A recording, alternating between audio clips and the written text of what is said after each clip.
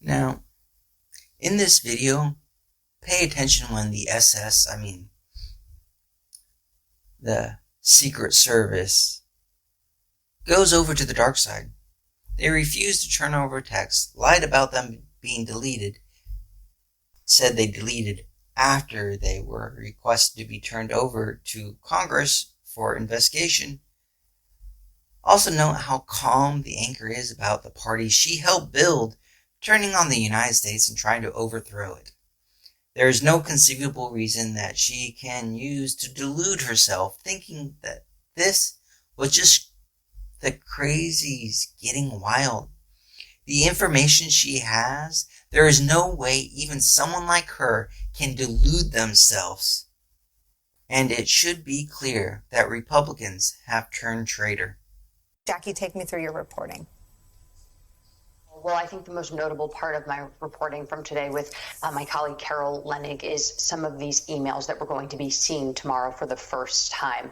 Since the committee ended their last hearing, the Department of Homeland Security turned over a mountain of new evidence, as you pointed out, over 1 million different documents, although notably not the deleted text messages that the committee was originally seeking from January 6th and January 5th, but a lot of other emails, Microsoft Teams, and communications between Secret Service agents and other administration officials, which we're going to be seeing tomorrow. One of those emails that we may are very likely to see is newly obtained documents between 1:30 and 2:30 p.m., where a Secret Service supervisor had checked in with Bobby Engel, the person who was with the former president, his sort of head body person, who was seeking an urgent update about whether or not Trump's plan to go to the Capitol, despite the very apparent violence that was going on, was officially quashed. This is another piece of information that is corroborative of what we've already seen from the committee, the testimony that we heard from Cassidy Hutchinson, and testimony we've heard from various other witnesses who knew firsthand of the former president's intentions on that day, despite the reports, the surveillance footage, and many other different streams of information that were coming in, notifying the White House and his top allies that there was violence and that there was the threat of violence as well. They knew about the violence and just didn't care. That should make all the media understand that the Republicans are working for someone that wants to overthrow the United States. Any notion that the Democrats have to do anything to appease these people is asking patriots to appease traitors.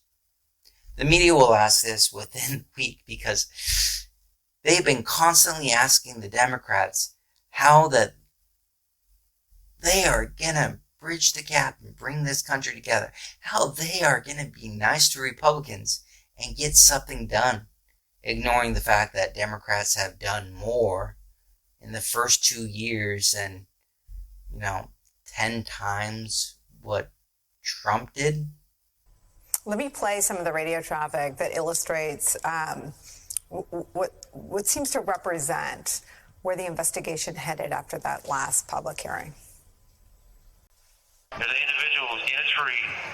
He's going to be a white male, about 6 feet tall, thin build, brown cowboy boots.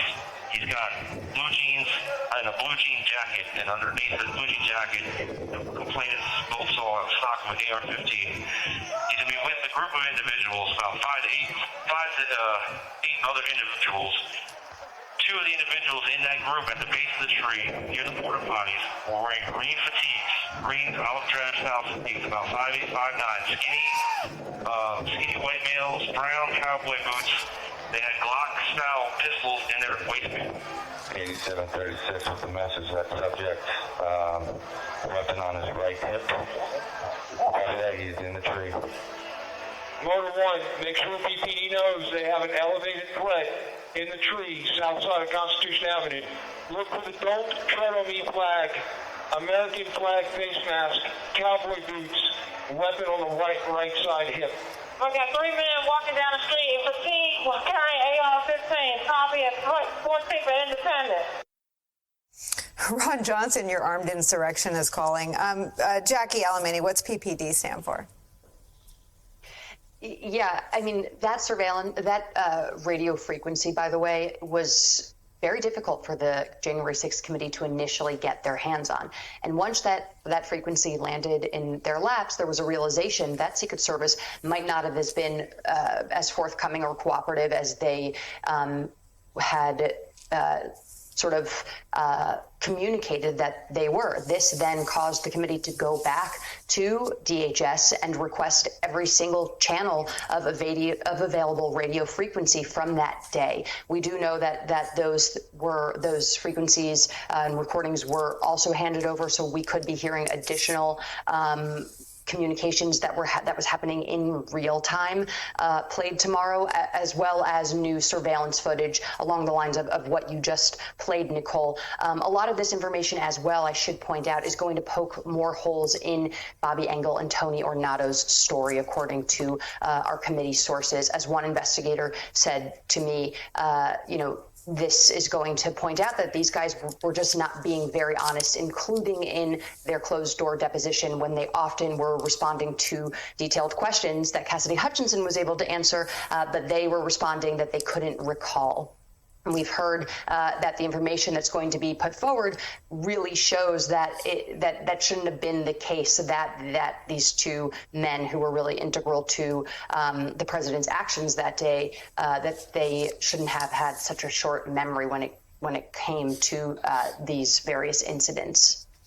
I mean, Harry, the significance, and let me read some more of Jackie's incredible reporting with her colleague Carol Leonnig. So this is what they have. Some of the information, this is from Jackie and Carol's story, quote, some of the information the people said calls into question the previous testimony of Engel and Ornato, then a Secret Service leader who was serving in an unprecedented political role of White House Deputy Chief of Staff. Both men told the committee in closed-door depots that they could not recall certain events relayed by other witnesses, including Trump's demand that the Secret Service let armed people into his rally. These people lying about not remembering what happened on January 6th? Can't we all Twitter being irate about allowing people into his rally with guns because they weren't there to hurt him? They also write that one of the committee's newly obtained documents shows that sometime between 1:30 and 2 p.m., a senior Secret Service supervisor for protective operations emailed Trump security detail leader Bobby Engel with an urgent update and seeking to know if Trump's plan to go to the Capitol was successfully quashed. It came after a tumultuous hour for the Secret Service detail, which had effectively ignored a command from the president, which was to go down to the insurrection. Even with Trump back at the White House, Secret Service headquarters wanted to be sure the president was staying put. I mean, PPD, I believe, is presidential protective detail, and this means that they were communicating the threat assessment for the president's protective detail because they knew that he wanted to go to the insurrection. I mean, it seems that the committee now has him dead to rights as being fully aware, not just that there was violence in a vague sense, which you could see on TV, but he had the kind of granular details that there was two individuals at the base of a tree near porta potties wearing green fatigues, green olive dress house fatigues, 5'8", 5'9", skinny white males with AR-15 style weapons. He knew exactly what was there. He said, I'm the effing president. They won't shoot me, take down the effing max. It feels like all of the questions about the spontaneity of the violence and the president's knowledge of the violence are blown out of the water by the committee developing these threads of the investigation. That's basically right, and that's the important point. This isn't about Hutchinson versus Ornato. Ornato's credibility is in tatters, and after all Hutchinson said is, this is what Ornato told me. But there's essentially no doubt, because of this transmission and others, that of course Trump wanted to go to the ellipse, and the broader point about his relationship to the violence. This is where the Secret Service tried after the fact to hide that Twitter lunging at a Secret Service agent because he couldn't lead the mob. The SS tried to protect him after the fact. One was under oath and told the story of how Twitler lunged for a Secret Service agent because they wouldn't take him to lead the mob against the United States. And the Secret Service agents went to the media and told them how this person under oath is lying So who does the media take the word for? Yeah, because that's how it is. The media trust hidden sources of Republicans that clearly are lying over the testimony of someone. And it wasn't just that. It was, she said she was told this story. And the Secret Service, DSS, said that she was lying. Because they're around her 24 hours a day, knowing full well every single word that she was told. The fact that the media published articles quoting these people who have lied to the American people and can't remember what happened on January 6th, but, they're absolutely sure that she was lying. Yeah, this is what the media does. He knew they were armed. He said, get them away from the magnetometers. He spurred on the violence. He watched as the violence proliferated. He later basically apologized for or sympathized with the rioters. That's the point here, not an Ornato Hutchinson point. This has become, maybe it started as a general history, but it's a tragedy now about one evil tyrant being Donald Trump. That's the focus they're going to keep it on tomorrow. And whatever the details of Ornato versus Hutchinson, the fact that Trump wanted, of course, to go there and foment even further his rabid followers, really, as you say, will not be in doubt. Twitler loved the attack on the United States. It was all about him, and the SS tried to protect him, not the president. They were working to protect a traitor. The real question is, should anyone ever trust them again? No, they shouldn't. Harry, what sort of exposure do people who may have lied to the committee have? It's straightforward now. Or I believe Ornato was not in deposition. It was an interview, but nevertheless, you make a false statement and the crime is 1001. It's a felony.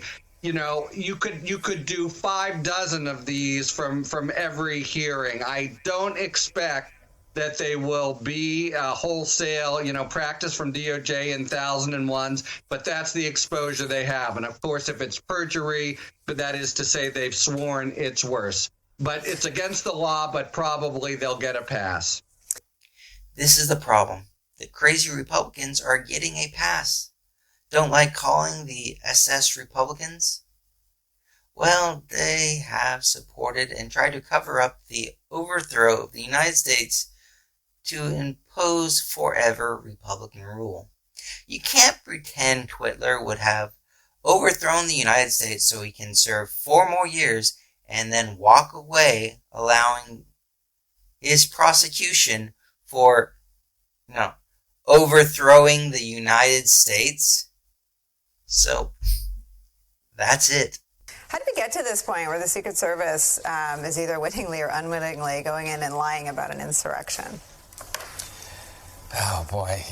We've seen a gradual radicalization of law enforcement in the United States. I mean, one of the hallmarks of encroaching fascism and authoritarianism is that the referees, the legal people, the police, all become habituated to this kind of culture of violence. I mean, it's kind of amazing to see what is happening at the hearing. I mean, we've already made assumptions about what we think Trump did. But what they've done is kind of beautiful storytelling. It's kind of a concentric circle from an outside circle of police officers, people who were hurt that day, then a medium circle of people around Trump, and then to the core, to the heart of the conspiracy, Donald Trump himself. And that's the nail they're going to hit on the head tomorrow, because it may be their last hearing. It's a kind of closing argument, and they just want to say, this guy was responsible He knew exactly everything was going on with a potential violent insurrection of the United States, something we've never experienced before,